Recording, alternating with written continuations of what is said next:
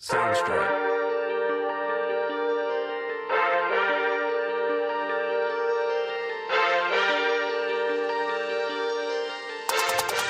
Welcome to South End Supporters, the St. Louis City SC podcast powered by Ready to Live Wellness, coming at you from the Warrior Logo Wear studio.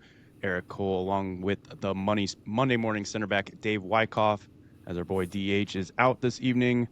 Dave, it's good to have you back, buddy. How we doing?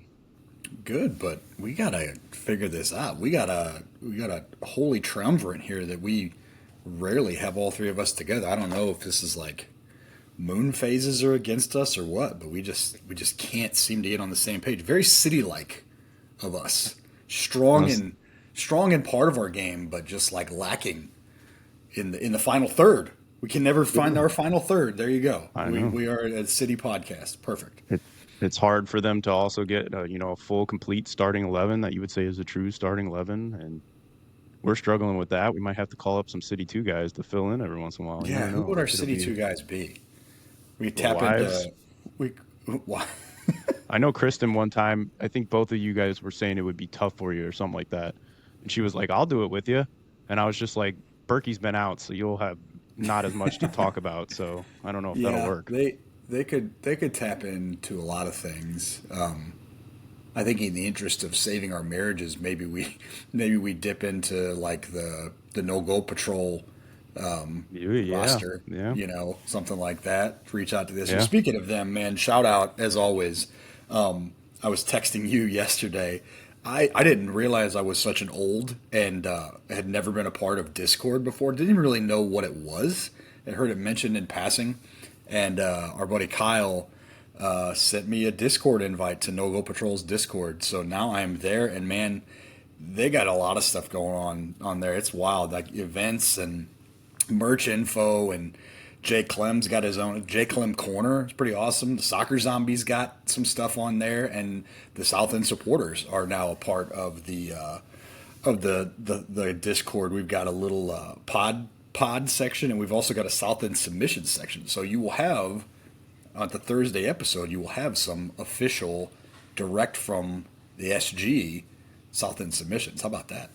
I'm loving that. I tell you what, that is a strong lineup for a Discord right there. Just all those names that you just threw in there. Like, Yeah. so some heavy hitters when it comes to Yeah. St. Louis. So shout out, and we're trying to make something happen. We were talking yesterday back and forth, and that May 31st game, that day game, it's going to be a pony. No Go Patrols talked about wanting to get us to come hang out in North End a little bit. Yeah, he messaged me about it. Yeah. Yeah, I told you guys we're going to have a couple of our friends up in 204. But yeah, day game, pony, absolutely. So looking forward to that. Yeah, I told him I'm going to be spending the month of May working on making my way to the North End for that game and hanging out with those guys. Because all the times that I've been to the North End, I've come and said hi to Kyle when I've gone and sat in the supporter section, but I've never like stood with the actual No Goal Patrol. So gonna have to put, just like all the new foods I want to try at City Park, I'll have to put that on the bucket list. But we had a game yesterday, little Sunday action, little is that like the Sunday night soccer, like the actual like title for that 6 o'clock game, I can guess? Sunday night soccer, yep. But it was kind of weird when they have a game after that. That would be like the NFL putting on another game after Sunday night football. Yeah. I don't know. I guess you're trying to get as many eyes as possible. But Sunday night soccer, absolutely. No, I'm with you. When you highlight that as the big game, like you leave on that note, maybe you push somebody to Monday Night Football, but you finish. Yeah, why would you want to split? The NFL does that sometimes. They do those Monday night doubleheaders, but like the games like overlap starting times. Yeah. It's like, why would you want to split? Yeah, I don't like that either. Your audience, I never got it. And in the NFL's case, the Monday Night Football rights are ESPN, and now they've got Joe Buck and Troy Aikman, but man, for the last X amount of years, they've had just these B squad jabrones announcing these games, and it's like, immediate mute. It's like when you're listening to, the Apple broadcast and you get the fourth or fifth string in the home games, and thankfully you can flip on the Y98 and hear Joey Z every once in a while. But NFL, it can get brutal sometimes, man. It can. But City made their way out west and took on the LAFC at what is that, BMO Stadium. Mm-hmm. Um, and Tale of Two Halves, would you say, for sure? Definitely almost a Hollywood style ending. I mean, it had it kind of all in this game, but I mean, just rolling out starting lineup from the get go, we had Lunthorn, Yarrow, Bumgartle, Hebert, Ostrak, Morales, Vollum, Hartle, Teutschert, and Klaus. I mean, few changes in there, but nothing over the top. I've kind of said that before. I kind of like that as far as Melberg's, starting 11 suggestion. It's gotten away from the Carnell of the past of, 6 to 8 overhaul of the whole starting lineup. If you do see changes, it's little here or there. But I mean, how'd you feel just straight away from seeing the lineup and kind of how it rolled out, formation and everything like that? Well, you knew right off the bat that they were going to sit back deep. That's just the way they lined up. With it was great. It was great to see Ostrak in the middle with Morales. That was exciting, Mm-hmm. but rotating Celio out, you knew something was up, and sure enough, it was set up to sit deep and absorb pressure. I don't know. I think it's well documented. Like I'm really sick of seeing this team setting up to not lose. I think we've talked about. I think it is infinitely harder to play defensive, and then if you go down one, to pivot to having to chase the game. I hate having to chase the game anyway. I don't know why you'd ever play that way. But especially with this group and with how long it takes to kind of get into a game anyway, if you're subbing on 60, 75 or whatever, I just don't think you have the horses to do that. So I would much rather see them set up offensively and then pivot if they go up. But that did not happen. And yeah, I texted you multiple times, and you weren't the only person that I texted that I thought I was going to have a stroke watching the first half. It was just infuriating to watch them just constantly giving the ball away. You know what it looked like? You remember the run last year of about 8 games where it looked like the Carnell phase was over, and it was just get the ball and just chuck it deep. That's what it looked like a lot of times, and it would have been great if they were chucking it deep. I bet they turned the ball over in the middle third to final third a dozen times in the first 30 minutes of the game, and At least. I was ready to throw a brick through my TV if I watched Kyle Hebert or Morales turn the ball over 5 yards in front of him again. I don't understand it, man. It's schoolyard stuff. I don't get it. Yeah. And then Yeah. and then when you did have the opportunity to release Klaus or release Teutschert, the long balls were awful, and the hold up play wasn't any good either. So you had the perfect storm, and it was just brutal to watch. And you know, I get it. LA are more of a countering team than they are an actual like possess and score team. So I understand that part of it, but again, setting up not to lose number one. It's not going to. It's already just infuriated the fan base because they don't play with a St. Louis identity, wherever the hell that is. Everybody who's out there promoting a St. Louis identity, it needs to shut the hell up. Like they want to play winning soccer, and I don't care what it looks like. But you can't be boring and lose. We've said that several times. So it was frustrating to say the least. No, yeah. I guess one thing that I did like just seeing that starting lineup is it was pushing Pardo a little bit higher. But then again, the problem is you got to get him the ball. He's not receiving the ball, so he basically was back where he would have been playing anyway, because we're back down and we're in such a park the bus style of play. It felt like the biggest thing I also really noticed, especially in that first half, was just how much different the pace and rate of play with the ball movement was between City and LAFC. LAFC was moving the ball so quick, and I think it was because they were on the front foot, whereas we're sitting back and we're moving it so slow. Yeah, Hebert had, I don't know how many. You could tell he's not comfortable under pressure in tight spaces with the ball as far as distribution. He either thought about it too much a lot of times and tried to run it out and lost possession, or he gave away a bad pass, and it was just that was frustrating. One thing that was really infuriating to me, and this goes for really anybody on the field that would have done this, but like we're struggling to retain possession. And it was only like 5 minutes in, and you already felt that pressure, and we're already having so many giveaways. And then I see Morales try a Rabona pass, and it goes to the other team. And I was sitting there going, "What are you doing?" I'm all about play free, be, you know, you know, enjoy yourself and play, with the skills but read the game. We're having trouble keeping possession now. Now is not the time to try a Rabona. In your You final third? Are you out of in your your final damn third. mind?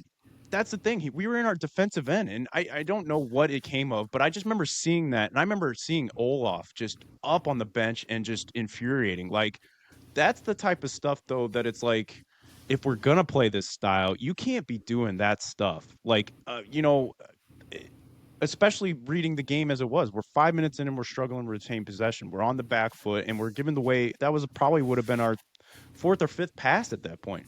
Like, play free, but like, Be if you disciplined.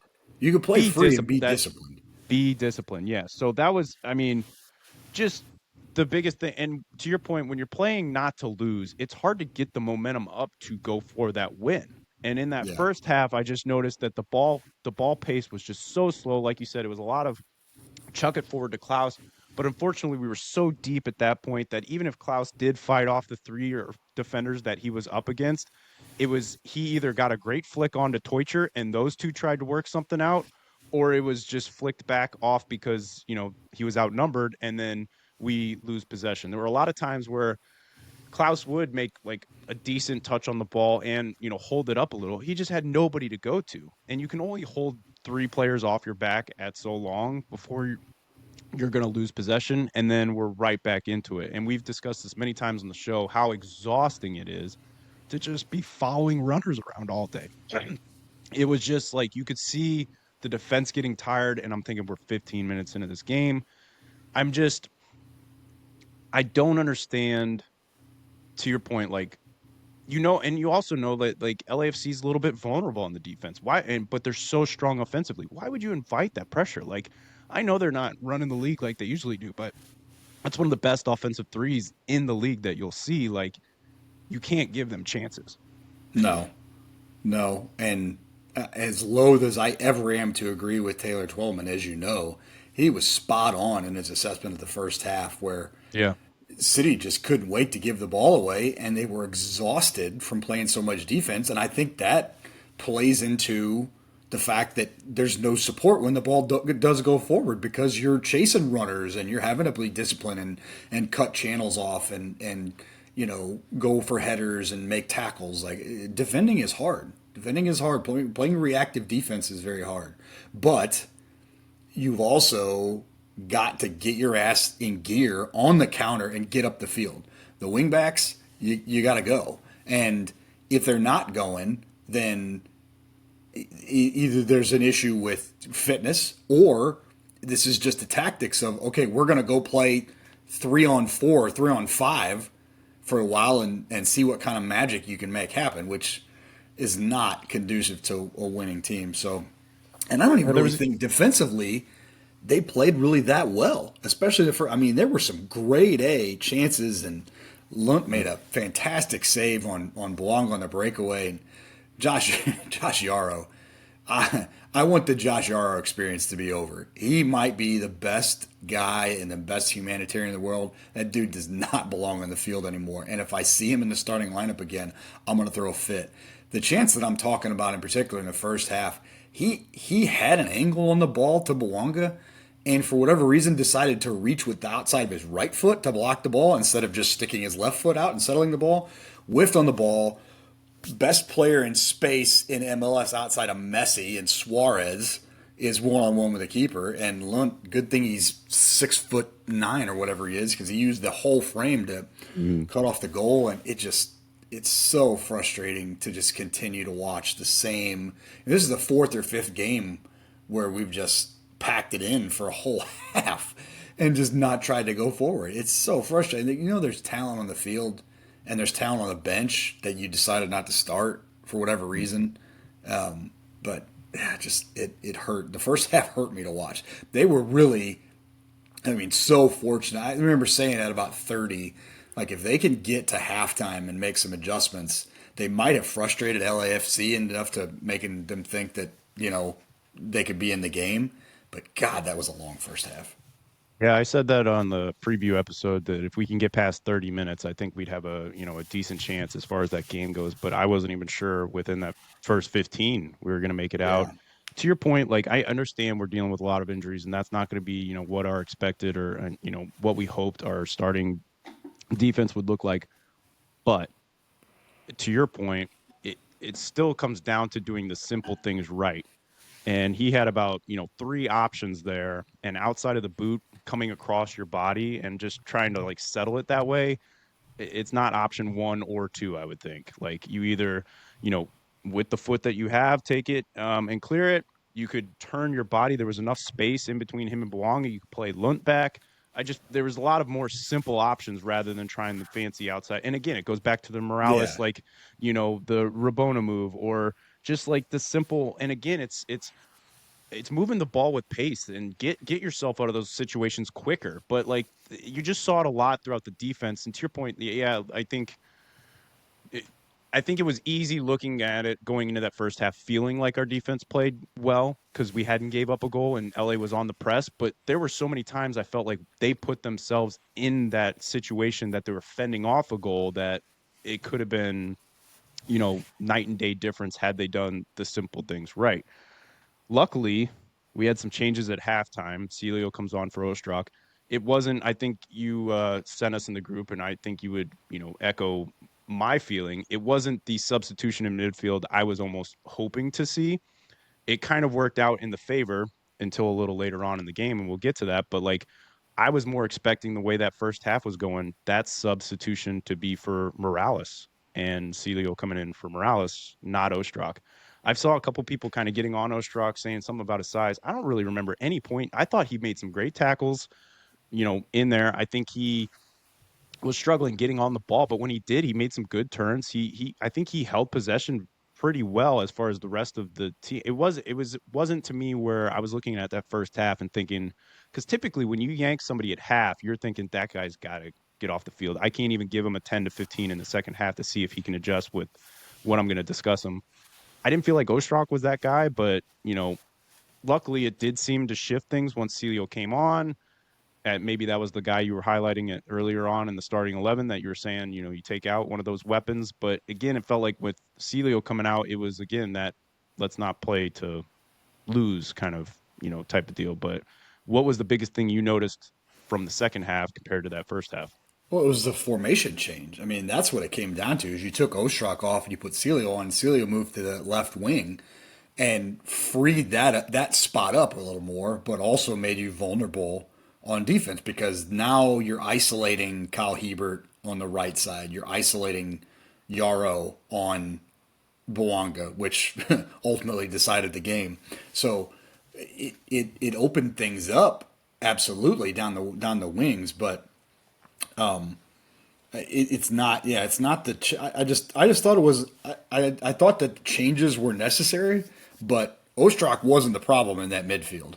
It was Morales, and Morales continued to have a bad game and ended up probably costing the team 2 points, to be honest. But that's neither here nor there. They made the move. Yeah, it freed up Celio. It turns out it freed up Giannis Horn a little bit too, which was good. But immediately, it's weird that LA had a weird time adjusting to it.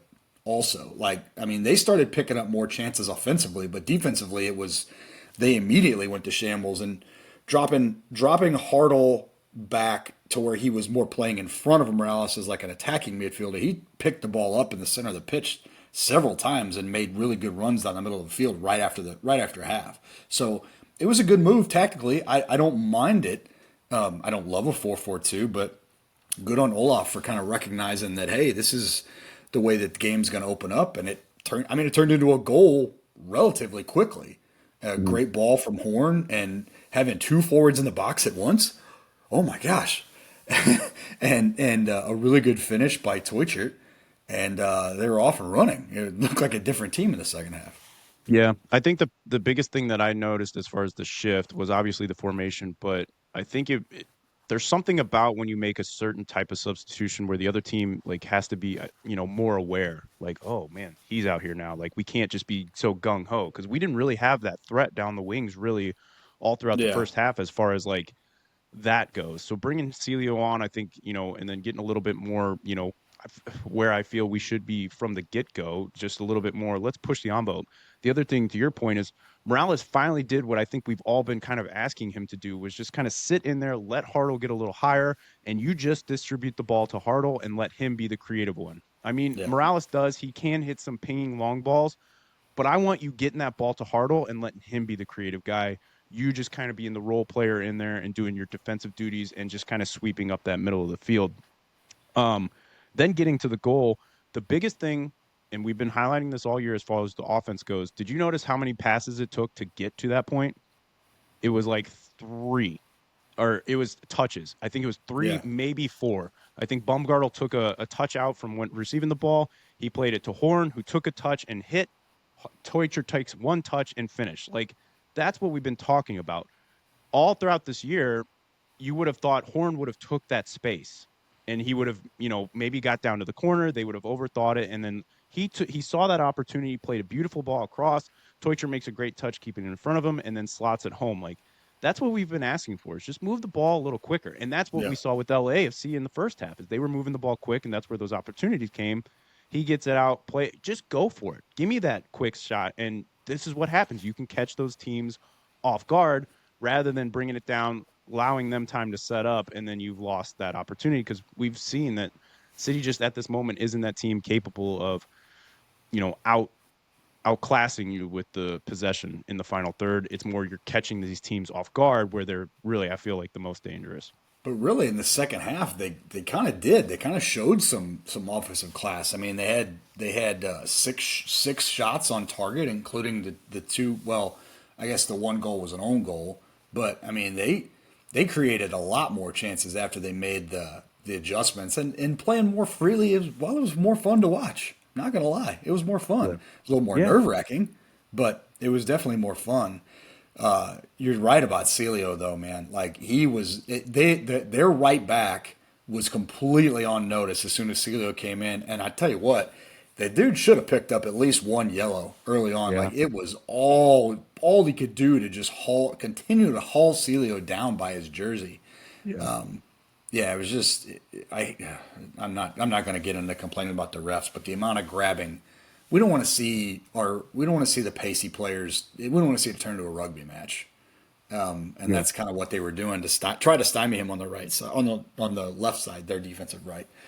No, and then you're creating chances, but again, we talked about, you're exposing your right side of your defense to probably the best one-on-one player in MLS, and he hurt you, and he hurt you through Josh Yarrow again and again and again, and Hebert, Hebert on their first goal, Hebert falls asleep, and there's that backdoor goal that just burned us so many times last year because we're not pressuring the ball, and that's a, to be fair to Hebert, that's a hard ball to defend. That's a perfect ball behind you. You're trying to hold your line, but you're also dependent on your center back holding the line to hold them on side. But I texted, who texted me the first after that goal was my mom.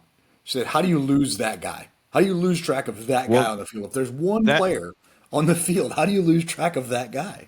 that's where, like, I know it's a tough ball and it's a tough thing to just to defend, but when it comes to knowing that your guy that's on your back shoulder is Boanga, who's already been very dangerous throughout the night, I'm almost not watching the ball, and I'm just playing almost like cornerback defense in the NFL, where they're running and just trying to almost like judge you on your movements at that point. You Yeah. can't lose track of Boanga. Yeah, another thing that we didn't get into but kind of touch on was, and I'm curious, I don't know why this happened, but so Wallem goes out and he's got an eye contusion, and we were kind of talking pre-show, like it was a eye contusion, but all we were hearing on the broadcast was a concussion. And the funny thing is, you said, is you were like, yeah, you can get replay for anything else, but I don't know why they never went back. And the whole time that they had to be able to show us what the hell happened, it never happened. Anyway, the point though is, like, after that happens, My big surprise is they shift, but they take him out, but they keep bring Watts on. Watts goes out right. Hebert stays out on the wing, and Horn still plays in that center back position. I did not understand that. Like, why wouldn't you put Horn out on the wing position, even though he's not the greatest getting forward? I'd put him above Hebert and just let Hebert play that center backing role. It just, I don't know, that one. I didn't understand that move, but it was either here nor there. I guess you said it was more an eye contusion that came out That's what shortly I after saw with this morning. Vollum and stuff. So, you know, but later on, as you were talking about, Yarrow struggling with Bouanga and that pace. I believe it was the 73rd minute where he just, I mean, walked basically around Yarrow. I mean, he made it look way too easy. Yarrow reaches from back position, clips him, I believe, more so with the hip. Bouanga goes down in the box. You see penalty, and you just kind of are feeling like, here we go again. But they showed that graphic right before it started of where Bouanga has taken all his penalties, and they were like the only two he missed was down the center, and I'm like, still, just go to that side. Big Ben Lunt goes to the left, beautiful save on a PK. I just want to give him his flowers a little bit and kind of talk about him. Can you name a player within this roster right now whose stock has rose as much as Ben Luntz has since Berkey's been out? I mean, if anybody that you can say that there hasn't been a moment where in all these losses, draws, any of that, you've come back and said, yeah, but Lunt. I know they're in. Twelman even brought this up. I believe it was the KC game where he self-admittedly that he was a little bit off his line on one of their goals. Not that it ended up making that big of a difference in the outcome of the game, but like he owned up to it. But outside of that, man, like he's been really phenomenal stepping in for Berkey. We talked about this before of one player that we just didn't feel like we could ever have go down. It was Berkey. But boy, as he come in, he's been great with saves. I love that he's getting a little bit more commanding of his defensive line and his players that are in front of him, getting, on them on certain situations, but stepping up, keeping the team in the game and just, I mean, talk about his performance and just again the rise that we're seeing out of Ben Lunt. He's been great. Yeah, he's doing what they asked of him, and that's pretty much it. Like he's a big athletic keeper, and he makes good saves. He makes some great saves. He's not great in distribution. I think he showed that again this weekend. There was one ball that he kind of just lofted up over the top to Horn in the corner, and I think Katie goes, "What are you doing, Lunt?" Yeah, that I was not remember that great, one. but That was one where I was like, that's like Thursday Jesus, league man, ball. when your Yeah, what are teams you doing? Yeah. when your boys and Horn's just sitting there going like, what is that? Because you're watching that ball, Yeah. pressure's coming, you're in a tight spot. You got to be thinking like, buddy, just Yeah. boot the sucker. I'd rather that at Come this on, point, Ben. Yeah, come on, Ben. But No, he's played phenomenally, done exactly what they needed out of him. Because, without him, there are a couple of these draws that end up being losses, and you get nothing out of them. So, yeah, the PK. It wasn't a great PK by any means. It wasn't no. really in the corner. It was perfect dive height. Mm-hmm. Really shocking because Bouanga's a killer. And Even he's like if you got. looked at that graphic, it didn't look like it looked like a lot of his PKs have been like It was right a there. Like, weird. He's got a weird slow run up, but there's not a whole lot of deception in it. Also, you know what mhm, I mean? Like it's not like yeah. he's changing speeds, and it's kind of a slow run up and a placement. And for a guy that's got a absolute howitzer, Oh, I know. you'd think maybe you think maybe if you're not going to try to pinpoint it, then you're just going to put your laces through it and just hey, I'm smoking this. Try stopping it. I don't Yeah, know. It was a good save. The yeah. problem is after the save, no one seemed really that interested in or desperate in trying to clear the ball for the next 30 seconds. I was screaming at the TV like, "What is going on? Why are we not sprinting to close these guys down?" But Probably he because it's the kept them. first PK save we've had, so they're probably like thinking Yeah, like, "Wait a minute, what do we do that's after this? true. Like, is it we're not But used good to on him. this?" He kept them in the game. You're right. That was a turning point to where if that ball goes in, that's probably heads down, game Hmm. over. Or at Yeah. least they're going to have to open up a lot more to the point where they're going to be a lot more vulnerable to that LAFC counter. Mhm. But it turns out that's not what happened. No, and especially considering what happens not long after that in the 83rd minute, Morales picks up that second yellow, kind of on the break, kind of on his back, pulling at him. I understand you're trying to make a smart foul, stop the momentum at half, but man, when you're at half, knowing you're on a yellow, I think you almost just got to let that one go. I mean, what are you thinking on that? You think it was still, to me, if I'm on a second yellow, I'm just, I'm trying to keep a pace with them and keep them under pressure, but I'm not pulling. Yeah, I don't know what you can do there. I mean, the dude went down so easy, by the Sure, way. but Like, you know that's going to happen in this it's a league, though. foul for sure. You're reaching over somebody's shoulder to pull him back, but the guy went down as soon as he got touched. Hmm. The first, I would go back to that of the two yellows that he got. That was the first one was way stupider on him. He just kind of flailed at Belonga as he's coming across the middle and clipped him in the shins. Like, that one was. I don't know. I don't know what you can do because they were on a break. I mean, they were coming on a counter. Now, you got to realize the moment there, I guess. But there's nothing you could do about it after the fact. You go down to 10, and then for whatever reason, City decides they're going to play with their hair on fire when they go down 10 men this year. I guess it's something to look forward to if they do go down 10. I know. I remember that one game where Olaf didn't fill that last bench spot or something like that. Maybe he just doesn't fill the last starting 11 spot from here on out, and we Just play play with with that. 10. Yeah, Yeah. play with that intensity going forward. But yeah, the Goal other thing strategy. again, I noticed again it was getting he just kept Hartle high, and I'm glad it didn't. And we saw quite a few shots come out of Hartle, and I think the biggest reason for that is rather than looking to do too much, once again, Hartle, once he got within 20 yards, just let him fly. And, Lloris had to make a couple big saves. The one Yeah, with he that did. inside of the foot going for the far post, and then the other one that he just put his laces through that Lloris tips over. There was one, though. I think it was that one, though. Like, I almost wish he would have let it go. I know it was a big save from Lloris, but had he let it go, Joyner was pretty wide open He on was that back sitting post. wide open. I'm If he absolutely would have been all able to with take, you. yeah, if he would have been let that go, and maybe this is just a little bit of youth. Maybe he didn't call him off, or maybe he did, and Hartle just took.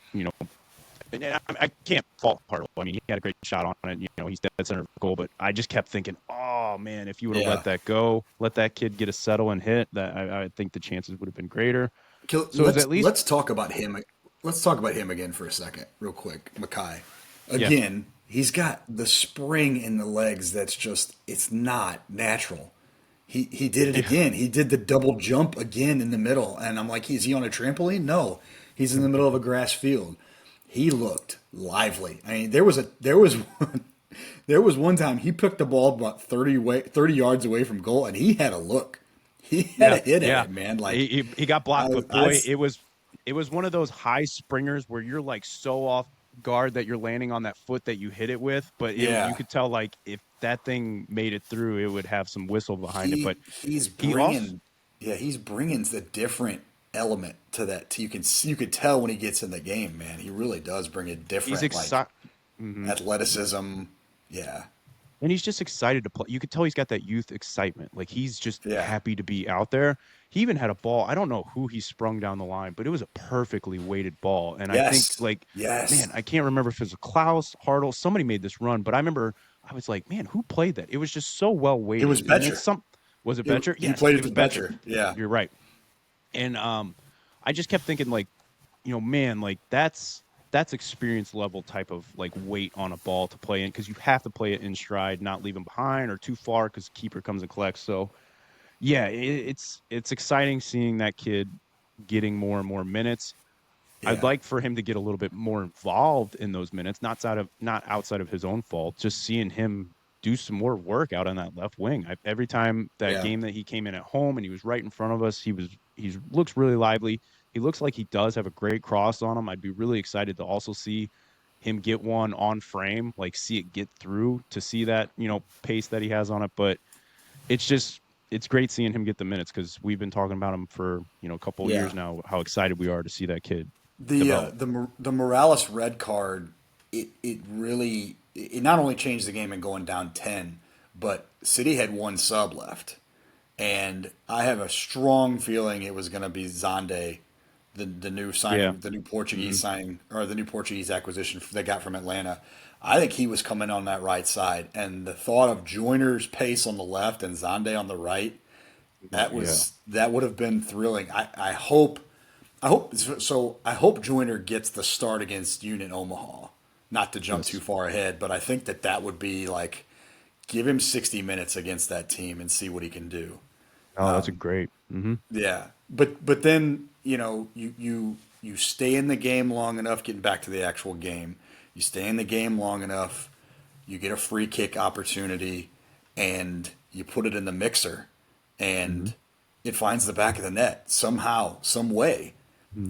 They find the back of the net. Not a great ball, I would say by any means. It was a little short of where it needed to be, but Betcher did Betcher things. He created havoc, and there was a goalie collision. Hmm. Lloris, Yep. interesting, interesting late break on the ball. That's a weird ball for him to come get. I was gonna say If that you was a watch little it far again, for him to come go. yeah, if you watch, and I guess he read that he could come out and punch, but Betcher held his ground, and the ball pops up, and there's a mad scramble, and it comes down at Nilsson's feet. Nilsson in the right place at the right time puts a ball in frame, and the defender made such a good play, Hmm. and I felt so bad for him that he makes this incredible goal line save right off his own teammate's back, and the ball goes into the net, and it's 2-1 Yeah. City, and we're all of a sudden like, really? Like City's winning this game 2-1 now after all this, after the PK and all this stuff. It was really exciting. And then I thought for sure that with that long review they were going to find some way. I I, did I too. told I told Katie, I said I'm going to bring this house down on my head if we get a goal, a critical goal ruled against us because of a late offside call. I was going to come down like the hammer of Thor, but Yeah. it held up, and it was 2-1, and everybody thought 3 points in the bag. Well, But it lo and felt like behold, the whole time during the review, like Twellman just keeps pointing stuff out, and I'm like, "Shut up, dude! Like, just shut up!" Like he's like, "I don't know, like Betcher foul here. No, that's clean. I think yeah, Hebert gets a handball on us now. Like, is Hebert offside?" I'm like, "Jesus, will you just shut? yeah, Like, just at least for my own anxiety's sake. I'm at work, and like I'm like kind of like doing notes and kind of relaxed back, almost knocked the desk over because I couldn't believe that we actually pulled one out, and especially." First thing I want to say is like to your point, like it wasn't it Hartle throughout the night and Watts even had so much better balls. Will we put somebody at the back post for once on these oh my crosses in? gosh, There were a couple yeah, that it was like, oh, that's such a beautiful ball yeah. if somebody was at the back post. Second thought is why does the ball keep finding itself at defenders' feet within the 6 yard box for us? Like it's like everybody but like the Well, people that were hoping, and good on Nielsen. He doesn't necessarily overly panic. He gets it on frame. I see it bounce back out, and I'm like, you got to be kidding me. I thought it came back off Nelson or Nielsen. So I was like, okay, like as long as it make, and then I kept thinking like, all right, they're gonna get Hebert for offside. I just kept thinking something was yeah, gonna derail it, and then you see no, they're counting it like this far in. I'm thinking, well, what better time for us to play the Olaf style that we've been playing this whole time and just go pack it in and not let them have anything. And it didn't feel that way. It just no, felt like, it okay, we're didn't. still pretty stretched. You go into you're going into extra time, and we kind of highlighted this too with LAFC. Like they're never going to be out of the game. Like they're going to constantly come at you up until that final whistle blow, and they did.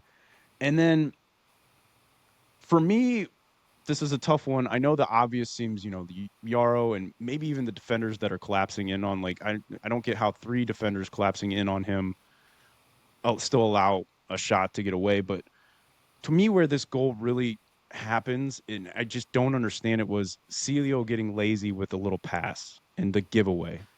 As we touched on early in the game, the thing that was really struck, do the simple things Yep. right and not try to get fancy. We're just trying to see out a game, and we're on the road in a tough environment, down a man. We shouldn't be here. Do our best to just simplify it and keep possession. And I want you to play free and I want you to be yourself, but like, you got to be free. And to your point, great thing, discipline. And that pass just to me was a little lazy. Then it gets out on the break. this is where you got to do that smart foul. If I'm Hebert, I'm doing that Henry Kessler tackle that he did earlier in the year where he rugby bring that guy down. Yes. Do not allow that ball to get any farther up the field. And then, Yeah. of course, it gets up the field to Yaro's nightmare for a couple weeks, Bawanga. And you just see the pace difference between those two. And then the other thing I'm thinking is, you know where he's got to go. Force him out wide. Force him down that line even more. Don't even. I know it's a good cutback. Like, I'm not trying to take anything away from Bawanga, but you almost slow up knowing that your only option is to keep going line and hope for a cross. I'm hoping my guys in the box have my back here, but I'm not letting you get it anywhere near the center of the box. And then he does cut back in, almost slips a little bit. We got to close down a little bit. Like, we got 3 guys coming at him, and it still finds it. There was just so much in this play that it's just like you're just feeling like, yep, that's St. Louis City right there. Like, we have it all the way up till here. We feel like we're gonna pull off a miracle, and then it just still comes back to you're just like, how did we still not do it, guys? What happened? It's just frustrating. Yeah. You hit the nail on the head. The outside of the foot careless pass, kind of very perfectly on brand. That was the trigger point for this goal. Yeah, I just he so I'm gonna play devil's advocate and say, of Yarrow, like, well, Bwanga's, again, one of the best open field runners in the MLS. Yeah. He's never gonna pass that ball. So No, I know. Timo, Timo, you don't need to cover the middle. I would even say Horn, you don't need to cover the backside. He's got one thing on his mind once he gets Yarrow. Once Yarrow turns his shoulders square to the end line, Mhm. Bwong is cutting back and shooting that ball with his right foot. He's never going for a cross there. He's never laying that ball off. He's gonna take that shot. So I'm with you. I think somebody's got to foul him. If it's Yarrow or whoever, somebody's got to foul him before he gets there. And then once he's there, you do not let him see the middle. I mean, how many highlight No. reels do you have to see of this dude No. to know that that's what he wants to do? He All wants to cut year. back, right foot, go far post. Force Yeah. him down the end line. Make him either beat you around the corner, which he probably would have done. Let's be real. But Sure, make but him that's a beat you. lot tougher of a Yeah, you still have to pull the ball across. That's mhm. it is what it is. They were tired, but again, just you have 3 points in the bag. You had it, and just carelessness, and all of a sudden it's up in smoke. So you pick up a point where you didn't expect to have one, but it feels like you Yeah. dropped points because you hung in there long enough and you gutted it out, and you felt like, just like against Vancouver, that you should have picked up 3. So Yeah. Yeah, it was unfortunately they didn't have Ramos on the field. I saw somebody brought this up and it was from the past where it was somebody on Barcelona, I remember, I believe, but it was a Real Madrid game and they're on a break and Ramos is getting back and he's yelling to Valverde, "Kill him. Kill him." And Valverde just does like this like lunging tackle, automatic red card or anything, but it ended up saving the game because it was, an obvious break. Like yeah, Yarrow needed somebody or Hebert needed somebody yelling, just drop him. And then, man, of all people, just he buries it, top bins, and I just felt so bad. The camera cuts on Ben Lynch just sitting there like feeling like, man, I've done so much. There's yeah, nothing I could do in that situation. And you just felt for him. You're right. Yeah, how many times have we said this just in the past couple weeks? You feel good, you got a point in a tough environment against a tough team and everything like that, but man, we got to learn how to finish out these games because it could be a huge difference maker as far as where we're sitting in the table. Had we pulled those 3 points, I think we're sitting in ninth at that point. Like, you're back in a playoff talk, you got momentum on your side, you just went to one of the toughest places in the league, and you're going to another tough place in the following week. It just builds that confidence, and to see it just go away with just mistake after mistake, again, it was yep. just one of those games where you just feel like you beat yourself, and it's unfortunate. But any other thoughts that you got on this game here? No, I mean, I think that this is this is a second half where you you showed what you can do if you're allowed to play open, and you weren't even really at your full strength offensively. So again, I would say just like Vancouver, like there are signs of hope here, and you wouldn't think it by the dorks on social media, but there are signs of hope. There are signs of improvement, and the reality is you just went through a pretty ridiculous gauntlet, and this you kind of bookend it with this Seattle game, but you Yeah. went Columbus, Vancouver, LAFC, and Seattle, two of those four on the road, and you're going to end up picking up at least 2 points to where you could have very easily picked up none, and you might end up with five because you've already beaten Seattle once this year. So I am very bullish on the players for this team. Now, 10 games into his tenure, I'm not sure about Olaf Milberg and whether or not he has the all around coaching chops to make this anything more than a middling team. But fact is you're still a good week and a half out of being in a playoff spot. So that's where I'm at after that game. What are you? Do you have any final thoughts about it? Trending in the right way. I think in the past couple weeks we've been trending in the right way. I think it's still mistakes that are beating us, our own mistakes. Yep. So you take that. I'm really hoping Olaf looked at that second half and just how much more free, open, and how it really just seemed to act complement the personnel that we have right now and the playing style that we could have. I hope he Yeah. takes that into, and rather than shelling back up. Yep. I know we got caught out, but it was just, again, you have the best open field player probably in the league. You just chalk it up to that. I think you run out that same sort of mindset of let's push the pace, let's get these guys a little bit more forward, and let's, again, we've said it all year. I feel like it would be easier to adjust back from there rather than trying to get things going. So Yep. that's my thoughts. Feeling a little bit better. Still feeling a little stressed though. So, tomorrow it's got to be only one place for me to go, and that's got to be Ready to Live Wellness. I mean, we already know it. I'm going to be heading there. Sounds like we're going to cool off again and all the storms, just like the typical Midwest. So, not sure if the garage doors will be open, but I know I'm going to go there and get a great workout. They've got everything under one roof: CrossFit, personal training. It's all sorts of styles. And coming soon, they're going to be adding a Pilates studio up the stairs. Dave, have you Oh, ever wow. seen or done Pilates? I Those, have not. My wife has a Pilates board, yeah, but those I've never board things. partaken in Pilates. I tell you what, those things like look, I mean, so crazy difficult. So shout out to anybody who does Pilates. They make it look pretty simple because I know if I got on one of those things, it would those cables would be broke or I'd be wrapped around it anyway. But luckily, if you go to Ready to Live Wellness, they're going to have coaches there that are going to watch you and make sure you don't do what I just described. And then also they got body movement specialists, PTs, everything. So if I do get wrapped up in those cables, I can just go check them out and they can tell me what's all wrong.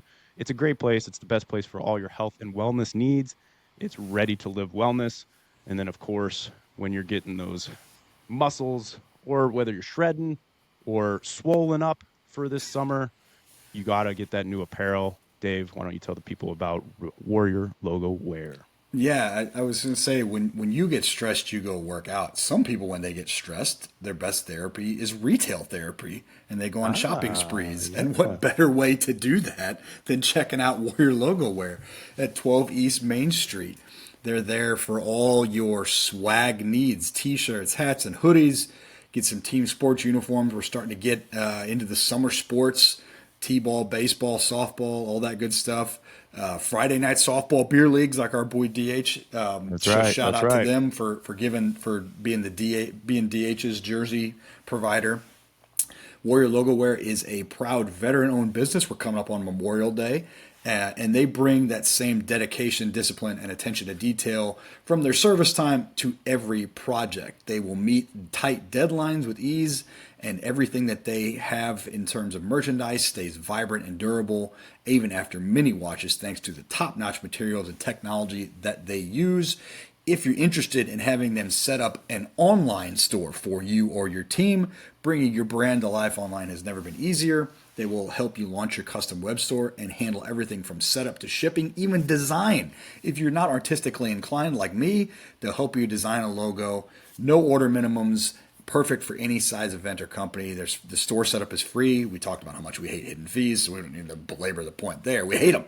No hidden fees, no hidden costs. They ship products directly to your customers. That is warriorlogoware.com. Check them out. 12 East Main Street, Muscogee, Illinois. On Instagram at Warrior Logoware, all lowercase, at Warrior Logoware, capital W, capital L, capital W on Twitter. The official swag sponsor of the South End Supporters and the official studio sponsor of this fine program, Eric. That's right. We're so happy and lucky to have those two on board, as well as Elite FT, who's going to kick us into some Elite news. Make sure you go check out Elite FT at 101 The Game Drive in Glen Carbon, Illinois, as well as check out their website, eliteft.com, and Elite FT on all their socials. And make sure you take advantage of, Dave, I think there's a short time left for that sale that you were talking about for the promotion for getting the kids in those camps. There's no better place that you're going to find in the area as far as getting your kiddos involved in the game, excited about the game, or just better with the game. So check out Elite FT. Dave, you got those details on the code that they can use to save a little money. Yeah, so everything is 10% off. You don't even need a code through the end of April. Everything is 10% off. All the camps and all the camps, all the trainings, 10% off through the end of April. If you are interested in attending the same camp that my daughter Zoe is going to, it's at Plummer Park. It's in July. It's the goalkeeper and finishing camp at Plummer Park. Send me a message if you're interested. I will send you a special code, and you'll get an additional 10% off. So that's 20%. But you got to reach out to me, and you got to do it before April. You got to sign up before April 30th. So Elite FT, and we talked about them ad nauseum. I love the company. I love what they do. Just the best in the business for my money. That's right. And you're about to bring us the Elite news and notes because you're the best in the business. Dave, you want to kick it off for us? How about that? That's so nice of you. Yeah, this news is Elite, and it's brought to you by EFT Fitness Training. The first one is great. So we're recording on April 28th, Monday. The show won't be released until Tuesday, and then our next program won't be released until Thursday. But today, Monday, April 28th, is Miguel Perez's birthday. So happy birthday to Miggy. Probably the most memorable goal in my mind that City has scored, at least at City Park so far. Would you say that it's got to be at least top three?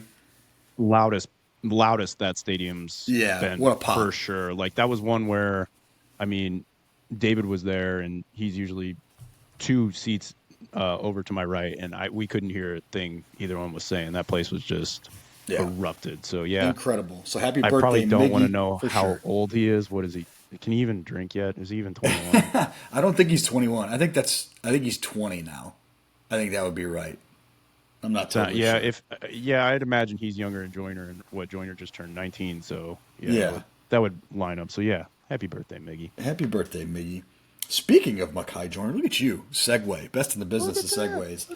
Obviously, Makai played on Sunday Night Soccer, had a good cameo appearance there, and that was because they signed him and they brought him up. City brought him up for his 3rd straight short-term call-up.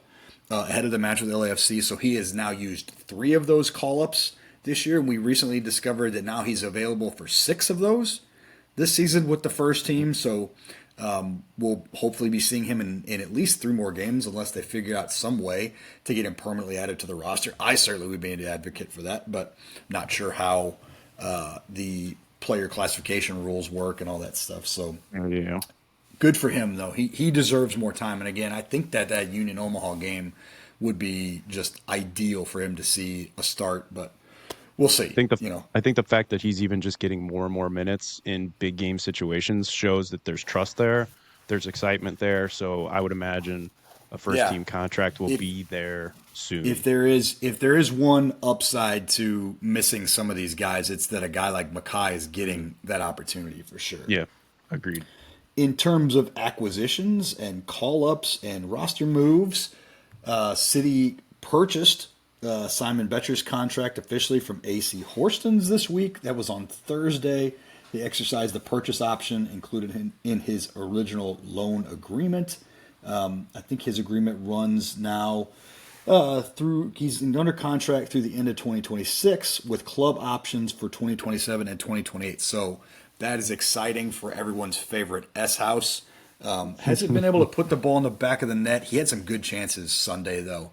I think he wants he had the ball that came from Mackay that we talked about. I think if he has that one back, he takes that one first time, left footed, puts it bottom corner. Yeah. I think he would like that one back a lot. But good to see. He knows his role, he knows his skill set, and he does it really well. So glad to see him be permanently part of the team.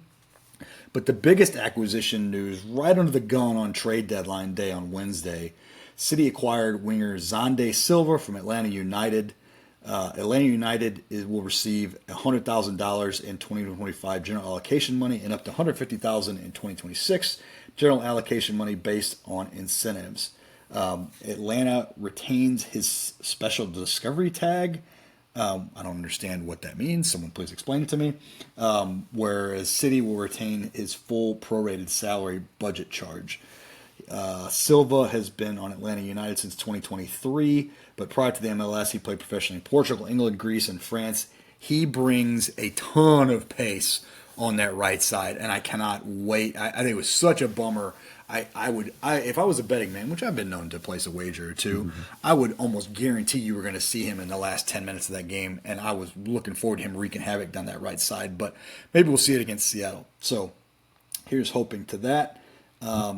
Yeah, it's really exciting. It's exciting that they got a transfer in under the deadline. I know people were looking for some big number 9, but I just don't think that there was a market for it. And again, we've talked about this team. They're not going to be a big budget spender. I don't care what anybody thinks, wants, says. It's just not going to happen. Not with the revenue where it is at this time. So keep an eye out for more signings like this as we move forward. And I don't know when the summer transfer window opens up, but it'll be interesting to see if they do like last year and maybe look to add a 9 or something like that. At this point, we need a 6 because we're not really sure. Red cards, hiatuses, where we're sitting with that position. So, but I think those are your. Go ahead. I'm sorry, Eric. Well, I just think as far as like a big 9 that you're talking about, people are wanting. They got to also realize those big 9s are still playing in those big leagues right now. Like they have seasons going on, so they're not discussing contracts really, or they're trying not to discuss contracts as much unless they're already a free agent. And then even if you get that guy, you're probably not seeing him till June when he's done with said contract, because typically that's when their contracts run till. So you're also playing a whole month without that player. I understand, there's a lot of things we all want, but you got to look at what's possible right now and what could possibly improve your team with what you have available to you. So, You know who would be available in June and just got named to the EFL Championships starting 11, don't you? Was that the same guy who didn't get promoted up? Oh, no, he didn't. He didn't get promoted up, but that's fine. You want to talk? It's St. Louis's own Josh Sargent. Yeah. No, that's what I'm saying. He didn't get promoted up. No, he's not. Which is Norwich a miracle. Norwich finally stays down for a year. Jesus. Well, they were interesting this year that they scored a ton of goals, but they also gave up a ton of goals. So they were exciting to watch, and he was a big part of that. He had a great season, a shortened season. But obviously it would take a lot to get somebody like him. But nonetheless, he did make the EFL Championships top 11 of the season. So good for STL's own Josh Sargent. It's a shame Vardy isn't older than both of us, because you want to talk about an S house up top. If you had Betcher and Vardy up top, like that's like just for mind games alone, that would be everything. Can you imagine Jamie Vardy in City Red? That would just be absurd. Just absolutely absurd. Just like going and working at the brewery the day before the day of the game, and just showing up and just scoring a brace, and then going and chugging a beer in the South End, of course. Yeah, of course. Absolutely. We'll have it on tap for him. But those are your elite news and notes from the back post, brought to you by Elite FT at 101 The Game Drive in Glen Carbon, Illinois, the premier youth sports training program in the Metro East since 2002, and a fine sponsor of this fine segment on this fine program. That's right. We are so grateful having them on board. as well as all our other sponsors. We've got our title sponsors, Ready to Live Wellness. Make sure you go check them out at 1530 South Kings Highway Boulevard and online at R2L Wellness, as well as our merch and our studio sponsor, Warrior Logo Wear. Go check them out at 12 East Main Street in Muscuda, Illinois. Get all your slow pitch softball needs or whatever needs you got coming your way. They'll get you taken care of. Coming up here on our Thursday episode, we're going to have the STL Kalachi preview brought to you by STL Kalachi. Check them out at 1530 South Kirkwood Road in St. Louis at the Sunset Hills location, as well as all of our favorite segment, the Felix's Pizza Pub South End Submissions. Check them out to get the big slices and wings at 6401 Clayton Avenue in Dogtown. Anything else you got for tonight, Dave? As well as, make sure you follow us on our socials, please. On Instagram, we're South End Supporters. Our Twitter and our Reddit is _podcast STL. Make sure you follow us on our Facebook page as well as our YouTube. And don't forget to like and subscribe. Now, Dave, any last thoughts before we head out tonight? If you're on Discord, if you're on the No Goal Patrol Discord, please drop us a line. Drop us a South End submission, recommendations. Just yell at us. But the South End supporters are on Discord. We haven't created our own Discord yet. I'm still working on that. Still building out the subreddit too. But yeah, engagement. We love it. And everybody keep an eye out for that May 31st game because it's going to be a pony. And the South End supporters are going to be there. That's right. All three of us. And all three of us are. For myself, Eric Cole. For the Monday Morning Center back, Dave Wyckoff. And for our buddy DH, David Heck, who's out tonight. You've been listening to South End Supporters. We'll see you next week. And until then, let's go City.